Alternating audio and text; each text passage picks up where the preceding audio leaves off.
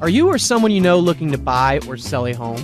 When you use a HomeGain Realtor to buy or sell a home, you can get $150. Visit HomeGain.com and click on the Promo 150 banner at the top of the page to get started. Compare HomeGain Realtors and choose your favorite. Complete your home purchase or sale transaction with a HomeGain Realtor, and HomeGain will pay you $150. Get started today by going to HomeGain.com. Welcome back, everyone, to Real Estate 360 Live. I'm your host, Ryan Sloper, joined today by my guest, Cammarosano, the general manager of HomeGain. Quick reminder, Real Estate 360 is designed to build a Washington, D.C. Metro's housing and credit markets, one house at a time. If you ever have any questions, concerns, whether it's real estate, finance, whether it's, you're facing foreclosure and you're unsure about what to do, if your credit is hindering you from being able to potentially buy a home, then you need to reach out to me, because we've been able to help people turn their credit around in a lot of cases 60 days or less. What that really means is that, you can go from having a 520 credit score to a 680 in less than 60 days. I know a lot of people think that that's not even possible, but it is. The majority of it is that people try to fix their credit on their own, and that doesn't lend itself to, coming out with a successful result or being able to obtain higher credit scores. Bad credit is a decision that you make. You don't have to have it. Best advice I can tell you is just to get in touch with me, and I'll put you in touch with Ronnie Lambeth, which is the only guy that I actually endorse and recommend using. You don't pay a dime unless he's successful in deleting your bad items off your negative items off your credit report and getting your credit scores up.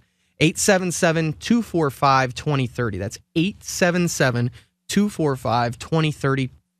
And I want to jump into, they've actually changed mortgage guidelines again, where you can now you could be somebody that is a senior in college or somebody that had went back to get a postgraduate degree and now coming out and going to have a job. Maybe you're going to be a dentist or a doctor, or you're going to go work on Wall Street, where now you can actually use your offer letter that you get from a company, and the lender will now use that as income, that you have the potential future income, as long as you're going to have that income start within 90 days after you close on that house. Now, why this is interesting, they've always had this type of program around where if you were a student, you didn't have to necessarily be working for 2 years before you could buy a home. They've always had that.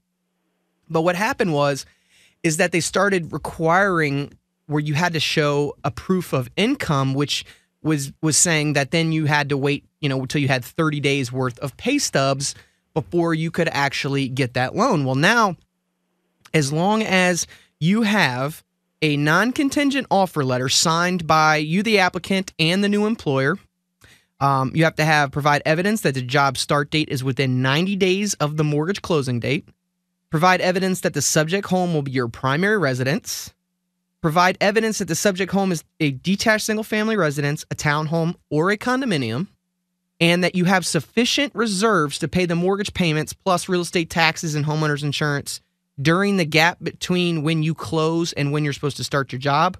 So it's basically about 3 months reserves, because it would be 90 days. Then they will allow you to buy a home. Now, I think this is great, because there's a lot of...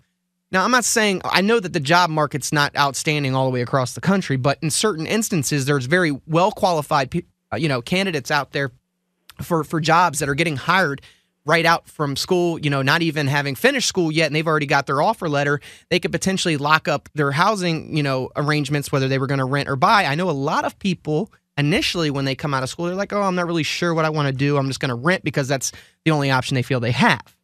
And that's not the case actually now. There's a lot of people that would come out, especially a dentist, doctor, or maybe you're going to you got your MBA, you're going to work on Wall Street or for a big time corporation. They're going to right out the gate pay you $75,000, $80,000. You can now take that future income and be able to qualify for a mortgage. So I think, Lewis, I actually think that this is something that's really good. I think that this can really help the housing market for people out there that actually do have this situation, which there are a lot of well-qualified people that are coming out of school that are going to get a pretty substantial job. I don't know if it'll help the overall housing market, but it certainly is a proper credit decision to make with an applicant who has a job offer and it's non-contingent. Why not give that person a loan? Yeah, and I mean, it allows. I think the reason why I think it's going to be somewhat helpful. I don't know like the percentages or anything, but I just know that it'll help a lot of people that are out there that were like would love to buy a home but just unsure that they could because they hadn't already started working at this job and had pay stubs. They automatically think that they just have to rent.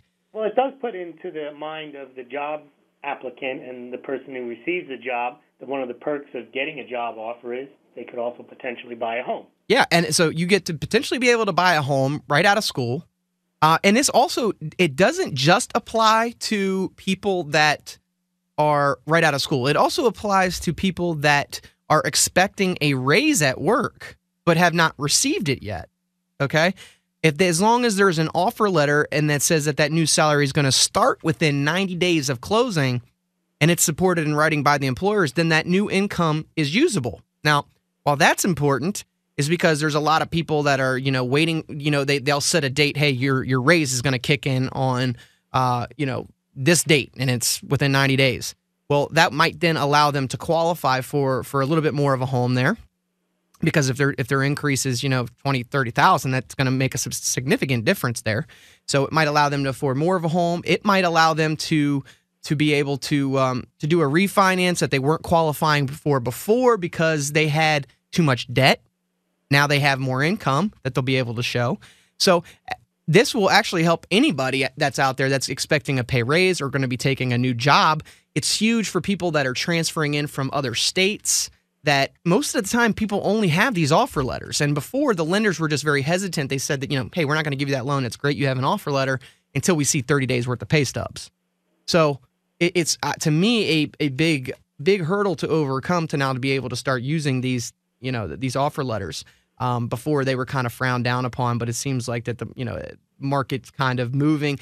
And really what this kind of tells me too, Lewis, is this kind of tells me that it looks like the mortgage guidelines are loosening a bit, which is something that is needed, and especially if it's things that make sense. This isn't like saying, hey, now all of a sudden we're gonna allow a student to use a stated income loan where he gets to say how much. Everyone with a pulse is now eligible. Right, but this is a move in the right direction because it's something that makes sense. It's all along the same lines of why I think that at some point, and there just has to be the secondary market for it or investor appetite for a stated income loan for self-employed borrowers. I can't tell you how many people that are out there right now that are making probably $200,000 or $300,000 that are self-employed, but they write off a majority of their income through expenses and whatnot, and they're looking to buy a home. They've got ample money in the bank, and they can't get a $200,000 loan because the bank says no. Your qualifying ratios, you don't make enough money, but yet they've got